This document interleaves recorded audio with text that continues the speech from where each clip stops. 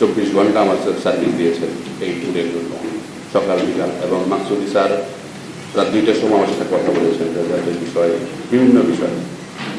কৃতজ্ঞতা প্রকাশ করছি বাংলাদেশ কাবাডি ফেডারেশন, এই জাতীয় ক্রীড়া পরিষদ, যুব ক্রীড়া মন্ত্রণালয়, সর্বোপরি প্রিন্ট ও মিডিয়া ভাই ও বোনদেরকে যেভাবে আমাদেরকে গত 2 মাস যাবৎ সার্ভিস দিচ্ছেন একটি টুর্নামেন্টকে বেস করে।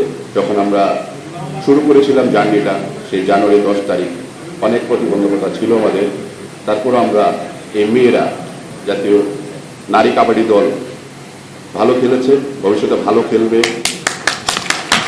আউটস্ট্যান্ডিং পারফরমেন্স করেছে। আমিও আনঅফিশিয়ালি টিমটার সাথে ছিলাম। আমি রাতে দিনে তাদের সাথে কথা বলেছি, তাদের বুস্ট আপ মেন্টালিটি আমি দেখেছি।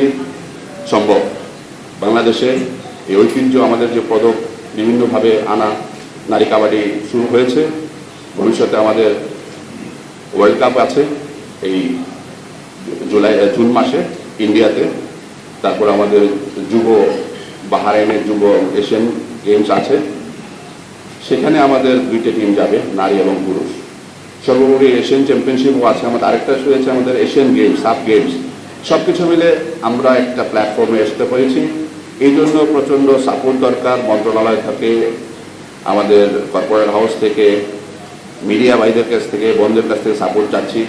আমাদের জার্নিটা ভালো ছিল, আরও ভালো করব যদি সবাই মিলে সাপোর্ট করেন। বাংলাদেশ কাবাডি ন্যাশনাল গেম হিসাবে সবার মুখ উজ্জ্বল করবে। সবাইকে ধন্যবাদ।